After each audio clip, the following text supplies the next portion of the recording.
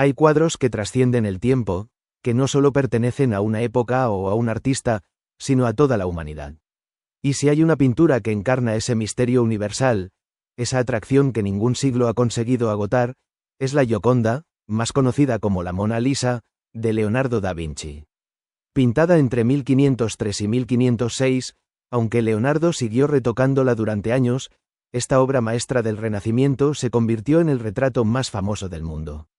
¿Pero por qué? ¿Qué tiene realmente esta mujer para haber cautivado a millones de personas durante más de 500 años?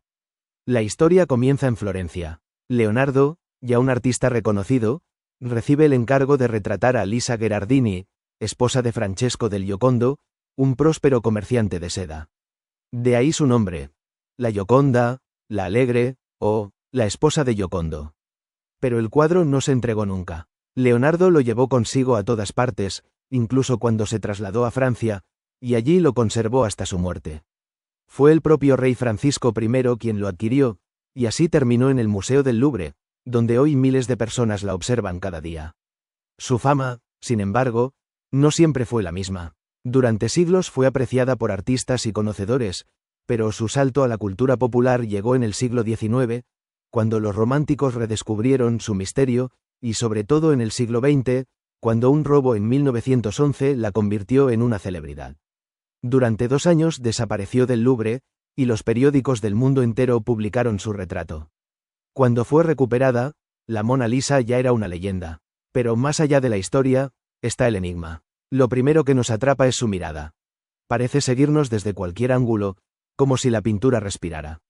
Leonardo dominó una técnica sutil llamada sfumato, un difuminado sin líneas duras, que crea transiciones suaves entre luz y sombra. Gracias a ello, la expresión de la Mona Lisa cambia constantemente. A veces sonríe, a veces parece melancólica. Su rostro es un espejo del espectador. Lo que proyectamos, ella lo devuelve. El fondo también es un mundo aparte. A primera vista parece un paisaje sereno, pero si se observa con atención, las montañas y los ríos no encajan de manera natural. Es un escenario onírico, casi irreal, donde el horizonte del lado izquierdo está más bajo que el del derecho. Leonardo juega con la perspectiva atmosférica, y el resultado es que la figura parece emerger de un sueño.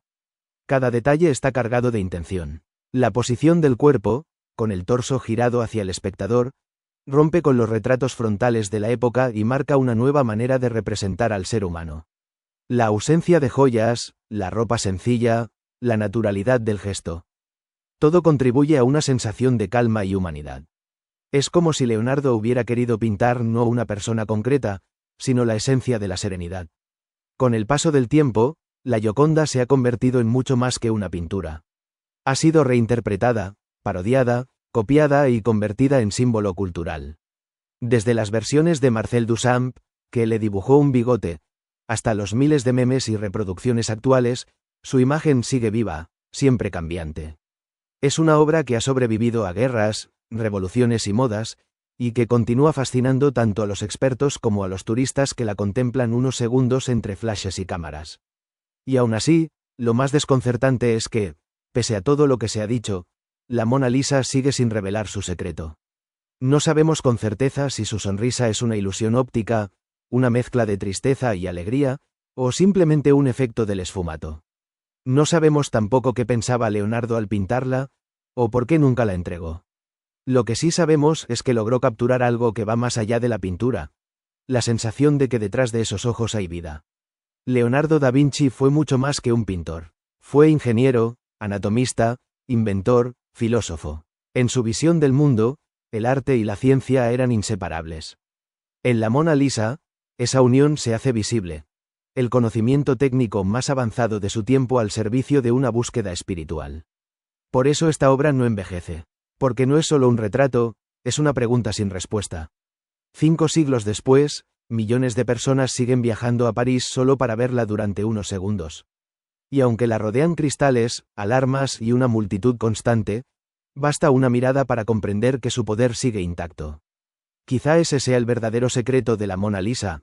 No su sonrisa, sino nuestra necesidad de descifrarla.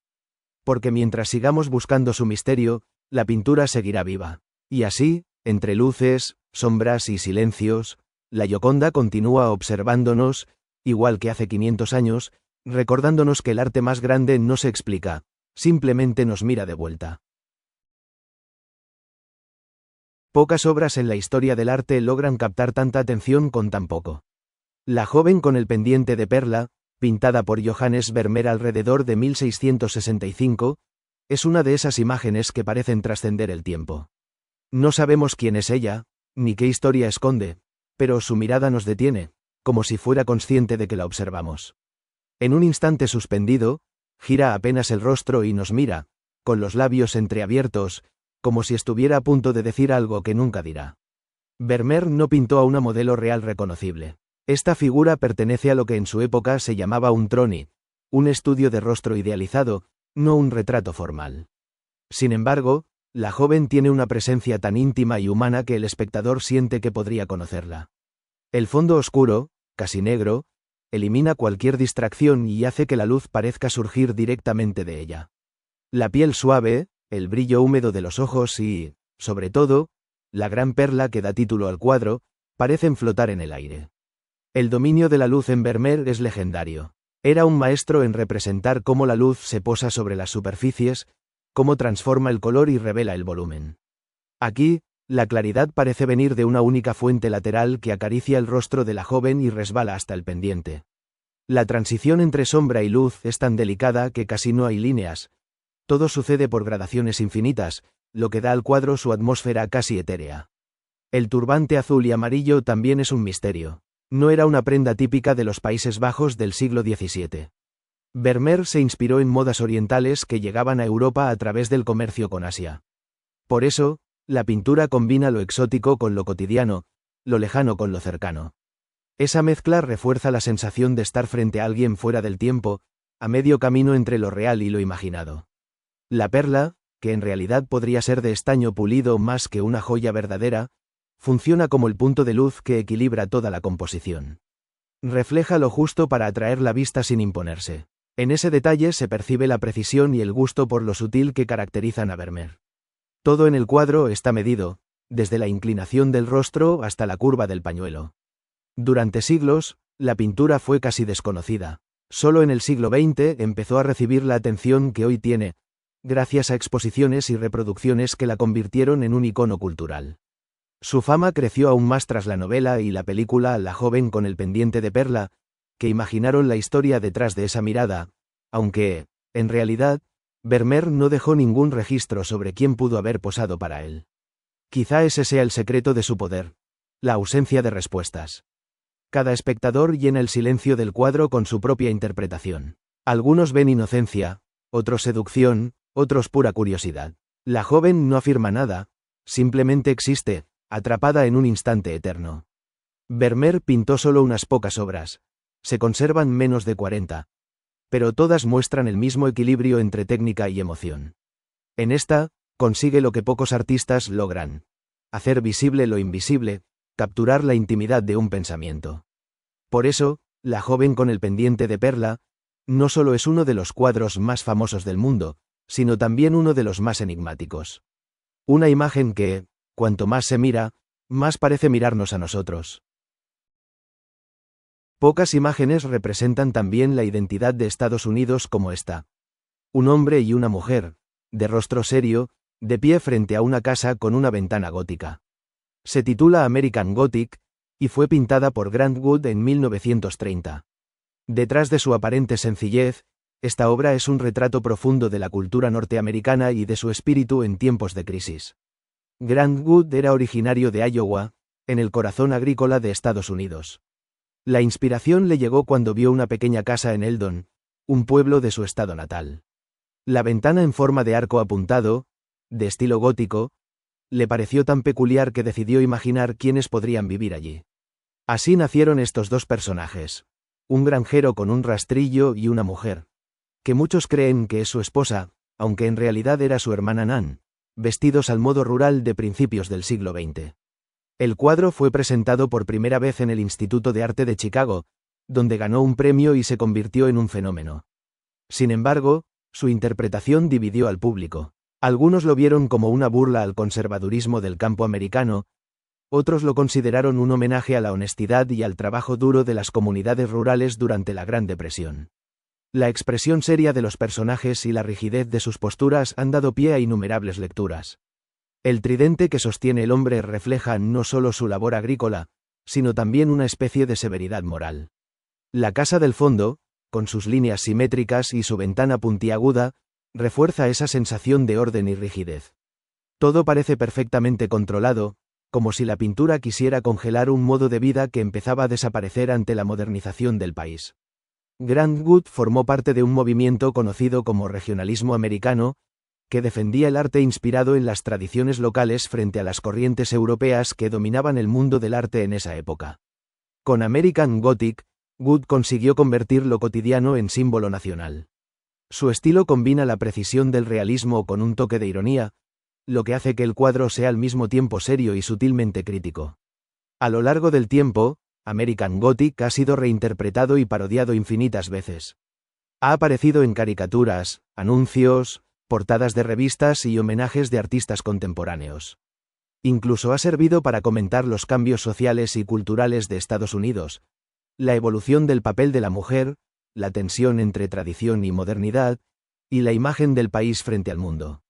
Hoy, la pintura sigue en el Instituto de Arte de Chicago, donde miles de visitantes la contemplan cada año. Su fuerza no está solo en lo que muestra, sino en lo que sugiere: la resistencia de un pueblo, el peso de la moral y la nostalgia de una América rural que ya casi no existe. American Gothic es, en definitiva, mucho más que un retrato de dos campesinos. Es un espejo de la identidad estadounidense, una ventana hacia el alma de un país que, incluso en tiempos difíciles, sigue buscando equilibrio entre la tradición y el cambio. Entre las obras más icónicas de la historia del arte, El nacimiento de Venus de Sandro Botticelli ocupa un lugar de honor. Pintada hacia el año 1485, esta joya del Renacimiento italiano representa mucho más que la llegada de la diosa del amor y la belleza al mundo. Es una declaración de principios sobre la relación entre lo humano, lo divino y la perfección estética. En la pintura vemos a Venus, la diosa romana del amor, emergiendo del mar sobre una concha, impulsada por los vientos Céfiro y Aura, mientras una de las horas se acerca para cubrirla con un manto florido. Su postura, inspirada en esculturas clásicas como la Venus púdica, combina pudor y sensualidad. La figura parece flotar en un mundo etéreo, sin peso, como si el aire mismo la sostuviera. Botticelli logra ese efecto gracias a una línea elegante y fluida que define cada forma sin necesidad de sombras intensas. El cuadro fue encargado probablemente por la familia Medici, los grandes mecenas de Florencia, en un momento en el que la ciudad vivía un florecimiento intelectual sin precedentes. Los artistas y filósofos de la época buscaban reconciliar la mitología pagana con los ideales cristianos, y el nacimiento de Venus es un ejemplo perfecto de esa fusión. Venus simboliza la belleza divina que lleva al ser humano hacia el amor espiritual, una idea profundamente neoplatónica que estaba de moda en los círculos cultos florentinos.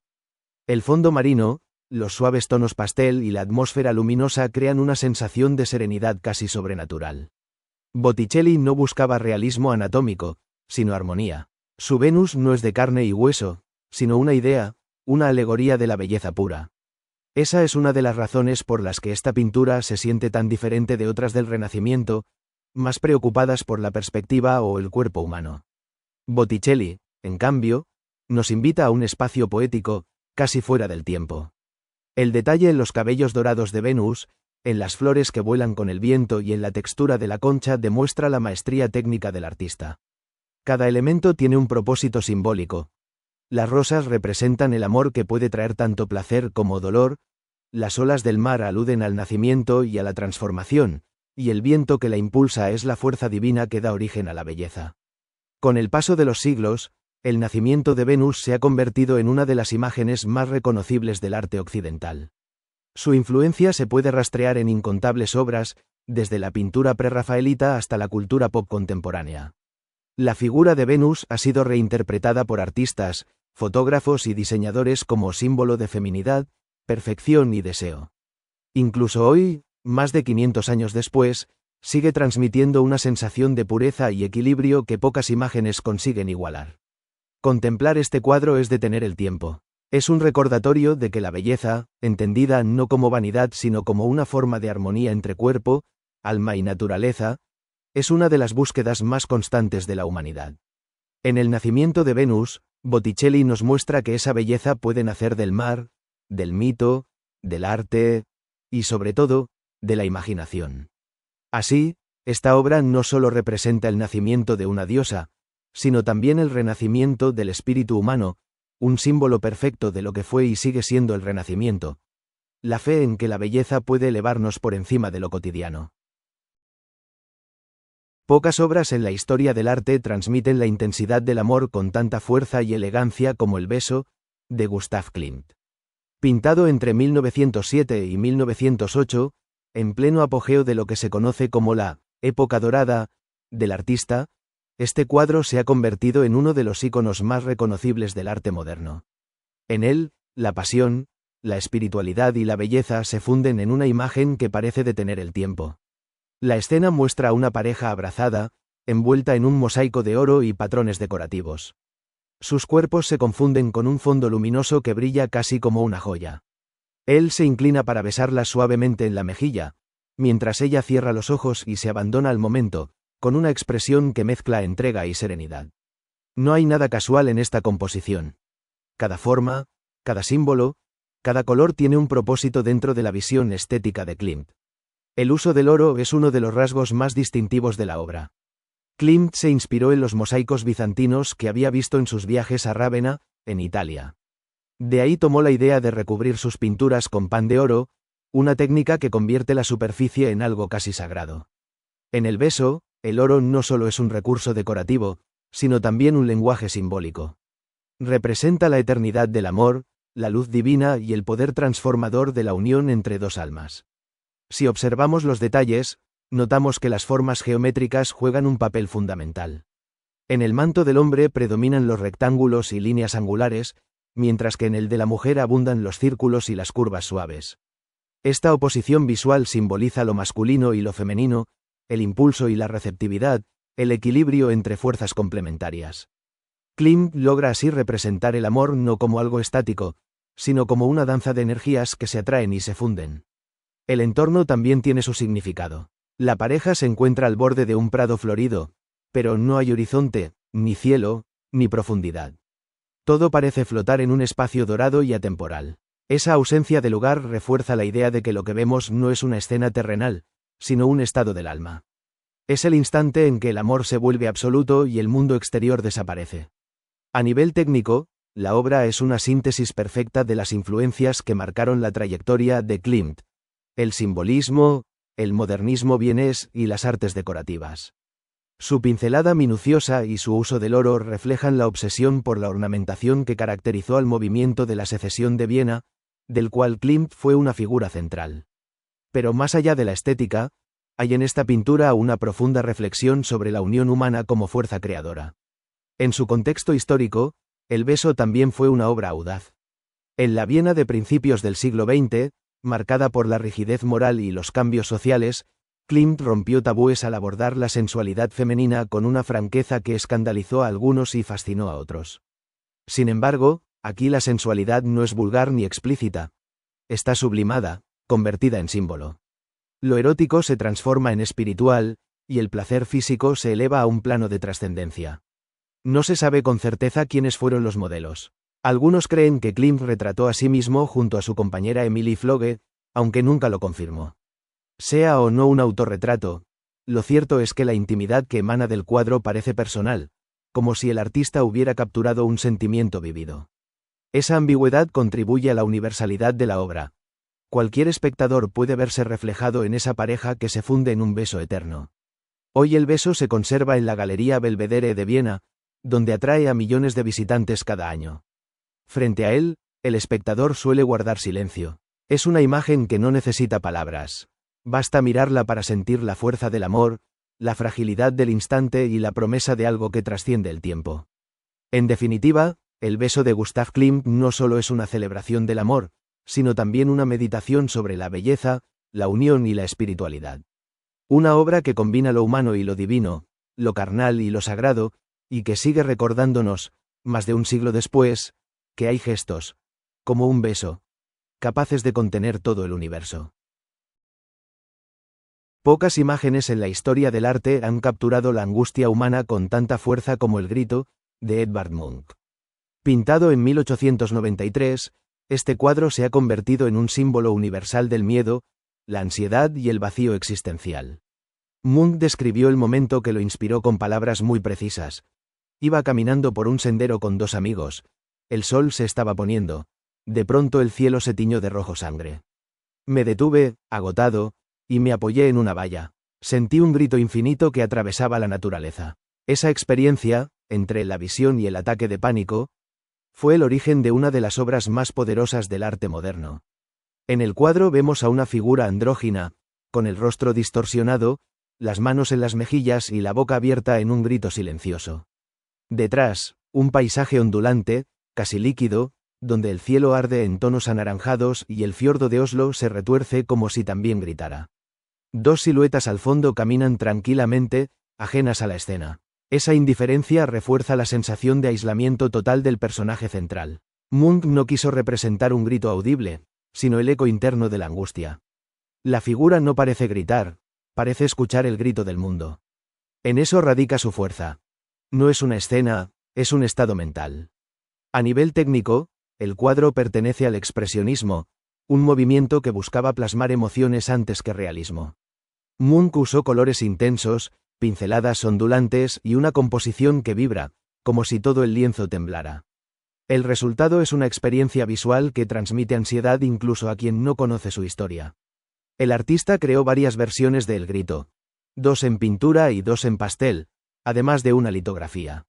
La versión más famosa se encuentra en la Galería Nacional de Noruega, otra en el Museo Munch de Oslo. Una de las versiones fue robada en 2004 y recuperada 2 años después, lo que añadió aún más mito a su leyenda.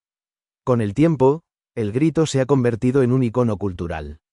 Su figura aparece en memes, películas, carteles, emojis, y aún así conserva su poder original. Tal vez porque todos, en algún momento, nos hemos sentido como ese personaje, paralizados ante un mundo que parece gritar. Munch transformó su miedo en arte, y en ese grito silencioso, logró que millones de personas, más de un siglo después, reconocieran el suyo propio. Entre los cuadros más conocidos y admirados de toda la historia del arte se encuentra La noche estrellada de Vincent van Gogh, una obra que, más que representar un paisaje, parece abrir una ventana al alma del artista. Pintado en junio de 1889, durante su estancia en el asilo de Saint-Rémy de Provence, este lienzo resume el poder de la emoción, la belleza del movimiento y el misterio del cielo nocturno como pocos lo han hecho. Van Gogh no pintó esta escena exactamente como la veía. Desde la ventana de su habitación, podía observar el amanecer sobre los campos y las colinas, pero en la noche estrellada mezcló la realidad con su mundo interior.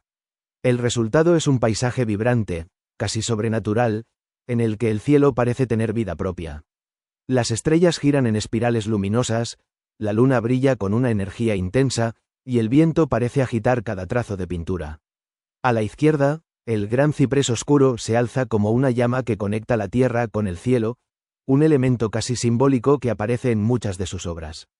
En la parte inferior, el pequeño pueblo duerme en calma, con la iglesia en el centro apuntando hacia lo alto, como buscando también un contacto con ese universo en movimiento. Esta contraposición entre el silencio del pueblo y la fuerza del cielo crea una tensión que hace que la pintura respire. El cuadro está lleno de contrastes. Los tonos azules y violetas dominan el paisaje, pero las estrellas y la luna irradian amarillos intensos, como si la oscuridad y la luz lucharan entre sí. Van Gogh usó pinceladas gruesas, giratorias, casi escultóricas, que no solo describen el cielo, sino que lo hacen sentir. Es pintura que se mueve, que vibra, que parece tener sonido. Cuando creó esta obra, Van Gogh atravesaba un momento difícil. Luchaba con su salud mental y escribía a su hermano Theo sobre la búsqueda de esperanza y consuelo en la naturaleza. En una de sus cartas, mencionó que veía el cielo lleno de puntos brillantes como si fueran luces de ciudades lejanas, y que deseaba alcanzarlas. En la noche estrellada, esa sensación de anhelo se hace visible. Es una pintura que mira más allá del horizonte, que busca algo más grande que la realidad. Curiosamente, el artista no estaba del todo satisfecho con el resultado. Consideraba la obra demasiado fantasiosa, demasiado apartada de lo que veía con sus propios ojos. Sin embargo, hoy es considerada su mayor logro, una de las imágenes más reconocibles del mundo y un símbolo de cómo la emoción puede transformar la realidad en arte eterno. La noche estrellada no es solo una pintura del cielo sobre Saint-Remy. Es el reflejo de la mirada de un hombre que, aun en medio del dolor, supo encontrar belleza en la oscuridad. Y quizá por eso, más de un siglo después, seguimos mirándola con la misma mezcla de asombro y melancolía con la que Van Gogh miró aquella noche infinita.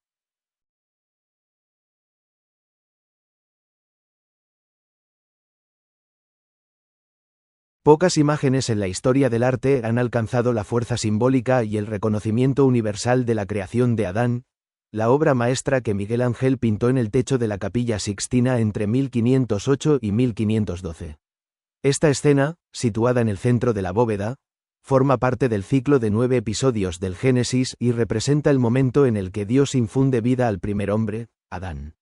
A primera vista, el espectador queda cautivado por la tensión del gesto. Dos figuras monumentales se extienden una hacia la otra, separadas apenas por un espacio diminuto que contiene toda la potencia de la vida. La mano de Dios, firme y decidida, se aproxima a la de Adán, relajada y expectante. Ese casi contacto, esa chispa invisible, se ha convertido en un símbolo universal del acto creador y de la conexión entre lo divino y lo humano. Miguel Ángel no fue simplemente un pintor, fue un escultor que pensaba en términos de anatomía, de fuerza y volumen. Por eso los cuerpos en esta escena parecen tallados en mármol, llenos de energía contenida. Adán, joven y de proporciones perfectas, representa el ideal de belleza renacentista.